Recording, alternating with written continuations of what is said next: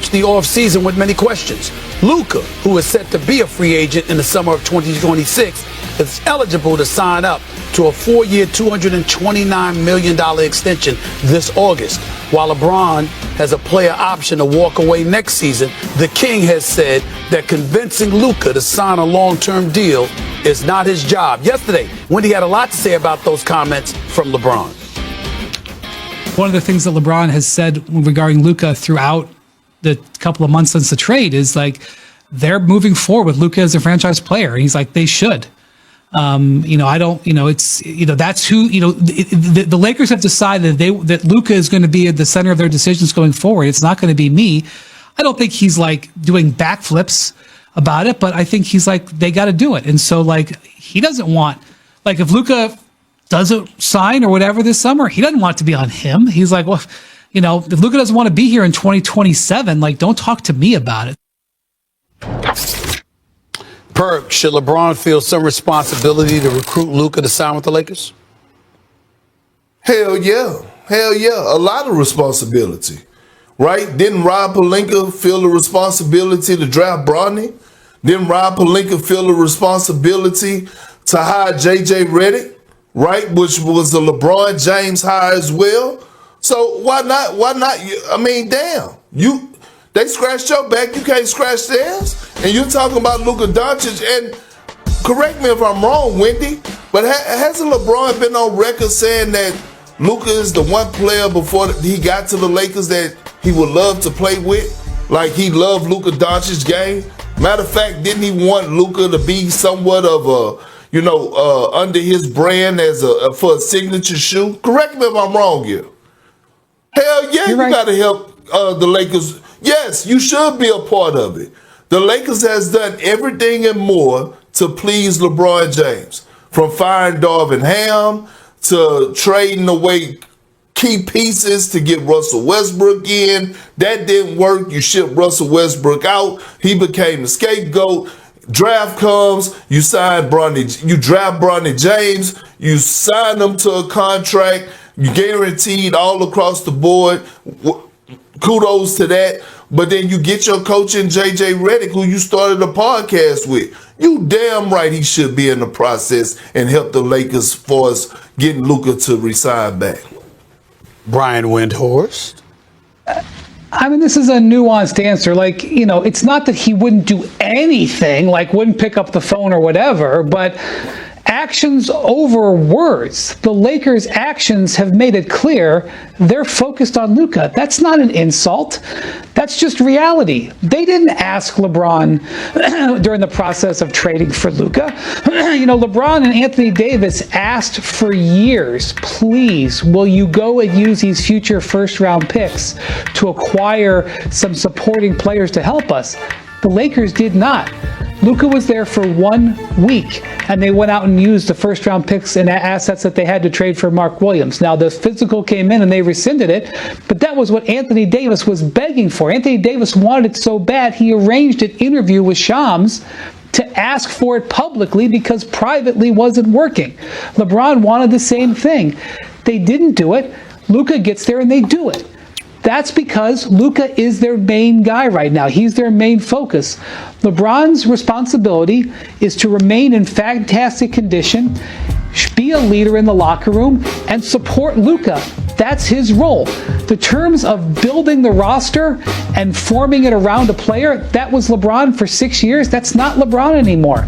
Yes, obviously, as they look forward to the 2025-26 season, where I believe LeBron will be back, you're going to want to incorporate and make sure you see how LeBron and Luka and whatever center you bring in and whatever else you bring in fit together. But this is now the Luka Doncic era in LA. That's not an insult. That's just reality. That's how the Lakers are operating. We just saw Rob Pelinka come out of a meeting with Luka Doncic at a spot in Hollywood, a great restaurant, by the way. He comes out, he's got a big giant binder under his hand that he just had this meeting with Luka. He's talking about the future and stuff with Luka. It's not that he wouldn't talk about it with LeBron, but that's who it is. Like, if you were in the job, Perk, that's what you would do too. It's not controversial. It's just reality. And that's what LeBron is taking on, that reality. Go ahead, Perk. I'll let you go again before I chime in. Wendy, I never said that shouldn't be the Lakers' main priority. Luka should. LeBron James said it himself. Hey, Luka, we don't need you to fit in. We need you to fit out. He basically handed the keys to Luka, and rightfully so. The question is, should it be on LeBron to get Luka to resign? Not go out and get LeBron doesn't have a 5-year vision for the Lakers. Like, LeBron's going year to year. The 5-year vision for the Lakers is on Jeannie Buss and Rob Pelinka. And is Bronny on the roster for the next, 3 years? Maybe. Is JJ, I'm saying he's on the roster right now. He signed with the Lakers guaranteed money, right? His contract was 4 years. Am I correct? Yep. Okay, is JJ Redick on the roster for the next 5 years? Yeah, and that's why JJ and Rob Pelinka are working with Luka. That's the guys that got to convince him to sign, not LeBron. Let me chime in here, guys. Okay. Wendy, you are special. Let me say this. You are absolutely right. And Perk, it is not, I want to make sure that I'm very, very clear. It is not LeBron James' responsibility to ensure that Luka Doncic re-signs with the Los Angeles Lakers. But that doesn't mean he shouldn't feel a responsibility. That's where we're going here. Put Wendy and Perk up on the screen because I want to see them when I'm saying this. I want to emphasize, it is not LeBron's responsibility, meaning from the rest of us. He shouldn't have that official responsibility. But should he feel a responsibility? Well, the operative words would be, why not? When LeBron went to Miami, was he not recruited by D-Wade? I mean, would he have been in Miami if it were not for D-Wade? He deserves credit for choosing to go to Los Angeles because he certainly didn't have to. And he chose to wear a Lakers uniform and stay with the Lakers all of these years. That is true. But Darvin Ham is gone despite taking them to a Western Conference Finals. JJ Redick, who you were doing the podcast with, is the coach. I mean, stop the presses. Please don't stab me in the heart. I'm not committing a crime here. I'm just reporting the facts.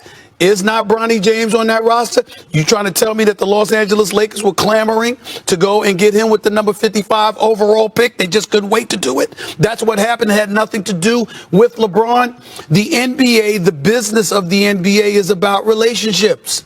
LeBron has a relationship with the Los Angeles Lakers. He has a relationship, one would surmise, with teammates in his locker room. So no matter what the dollars say, because obviously the dollars matter, but if you're somebody like Luka, other than what Dallas wouldn't give you, the kind of dollars that the Lakers are offering you, you could get around that ballpark from anybody else if you were out on the free agent market or what have you. So those relationships that a Rob Pelinka can't have, a Jeannie Buss can't have, but you can have with your teammate inside that locker room, which LeBron James is clearly a leader in and has influence in. There is something to be said about your ability to ingratiate yourself with your teammates to make the proposition of him staying that much more appealing. Again, the word responsibilities is not to be taken literal. He does not have that responsibility. But should he feel a responsibility if he wants to remain a Los Angeles Laker, if he wants to position himself to compete for championships in the years to come, the few years that he has left, that he intends to be in Los Angeles? You're damn right. He should feel it. And if Luke is a vital cog in that equation, you know, in terms of the Los Angeles Lakers propelling itself to heights that they haven't seen in a few years, then LeBron, being a member of the franchise, should feel compelled to assist in that journey rather than just standing on the sidelines and saying, I got nothing to do with this. This is on y'all. That should be the attitude. And I'm not accusing him of that because obviously I don't know what he's thinking. I'm simply making the point that he should be feeling like, yo, this is what I want to do. You guys on television. First Take is my day job. It's very, very important to me. You guys contribute to that level of success. I can't have this attitude. I don't care if Wendy's on. I don't care if Big Perk's on. I don't care if Swagoo or RC or anybody else is on. That's their damn problem. You're damn right I care because you make the show better. And if he's going to make the team better, then LeBron James should be one of the first people saying, yo, man, I want you to stay. What can we do to make you resign? Absolutely he should. Go ahead, Wendy. Well, I'm sure he does care, and I'm sure he does want him to re-sign, but it's not his responsibility. The days of it being his responsibility are probably past. Now, if the Lakers want to come and offer him a 3-year max contract extension, which they should not, they should go year to year just like he's going year to year. But if they want to come and say, LeBron, here's a 3-year max contract with a no trade clause, let's sit side by side, you, us, and Luka, and put this team together, that's a different story. But I don't think LeBron's in that headspace, and I don't think the Lakers are in that headspace. The Lakers are in the headspace of what 2 or 3 or 4 moves can we make this summer to be really good for Luka Doncic for when we go see him in August, when we bring our contract and say, here, sign this. That's the Lakers' #1 goal. That's not involving LeBron. Luka is under contract for next season. LeBron has a player option. That's going to happen. They're going to be on the Lakers. They're talking about beyond that. I don't think this is controversial. I think the Lakers have to pivot. They have to maximize 2025-26, and they have to pivot to focusing on building around Luka, and the pitch is from the Lakers organization to Luka. I don't think it's complicated. Of course LeBron wants him to be there. Of course he wants the Lakers to be successful. Yeah, but it is not on LeBron James' plate. It's not on the plate, but you're acting like LeBron James, like the Lakers. Go ahead and make your pitch, and it's perfectly okay if LeBron says, y'all are on your own. Do it your damn self. I got nothing to do with this. You act like there's no issue with that. And I think both me and I think it's the other way. No, I think it's the other way. I think it's the Lakers saying we're focused on Luka and LeBron is doing his thing. I don't think it's LeBron stepping away. I think it's a Laker decision. Well, the subject is the subject because of what LeBron James said, Wendy. We're not accusing him. We know it's on the Lakers, and we know it's not LeBron James' responsibility. I'm simply saying there's nothing wrong if with us saying the star of a franchise, an iconic basketball brand that he is, exercising some influence to helping a dude remain his teammate. All we're saying is there's absolutely nothing wrong with that, and that's usually expected. Real quick, Perk, I'll give you the last word.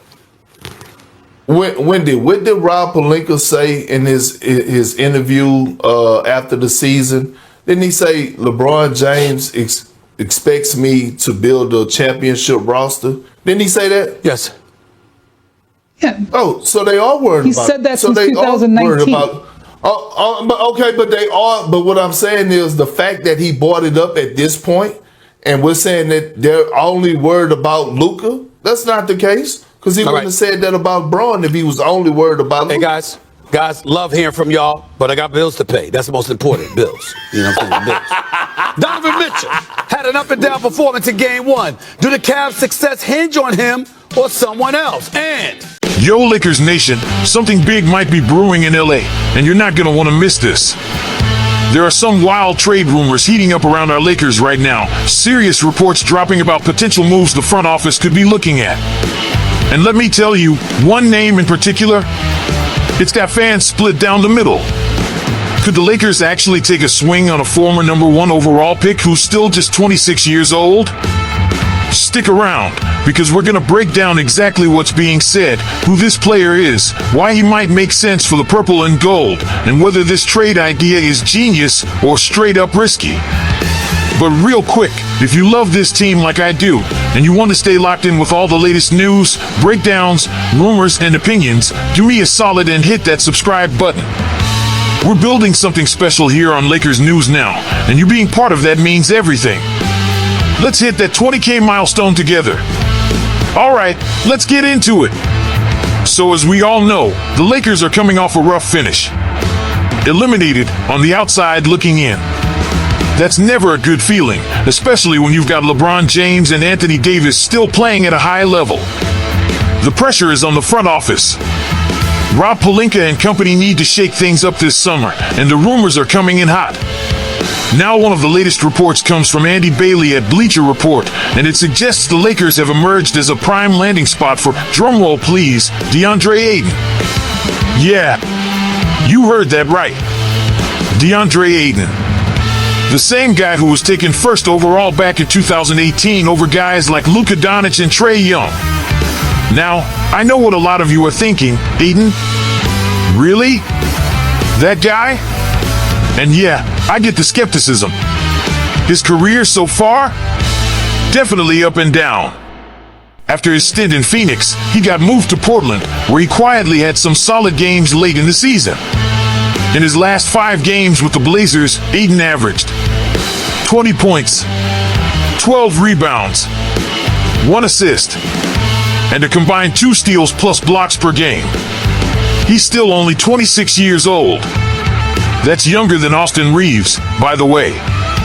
And he's got the tools, a soft touch around the rim, decent footwork, a lob threat, and someone who can work in the pick and roll with playmakers like LeBron, Reeves, and maybe even DLO if he sticks around. But there are legit concerns, too. His motor is inconsistent. He hasn't always looked locked in on defense. And yeah, his commitment to winning basketball has been questioned. So, why would the Lakers even consider this?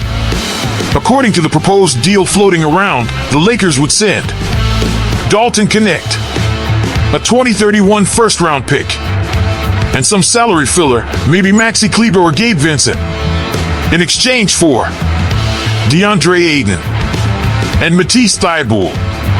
Now, that's a heavy price for a guy like Ayton, especially when you consider that Thybulle is basically a zero on offense, even if he's a great perimeter defender, which, to be fair, we kinda need. But giving up Connect and a first? That's where things get dicey. Let me ask y'all, would you make this trade?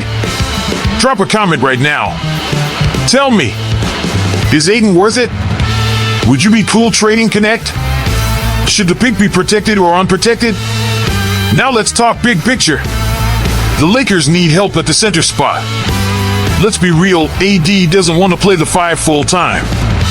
Jackson Hayes was solid in moments, but not a long-term answer. So the team is looking for a rim-running, defensive-minded, energy big, ideally someone who can grow alongside our core. Ayton? He gives you some offense, decent rebounding, and flashes of being that guy. But defense is the red flag. He's not a shot-blocking presence like Walker Kessler or Nick Claxton, other names that have been floated. The question becomes, can Darvin Ham's staff turn him into that? Or is Ayton always going to be a talented but flawed player? And look, it's not like we're getting Joel Embiid here.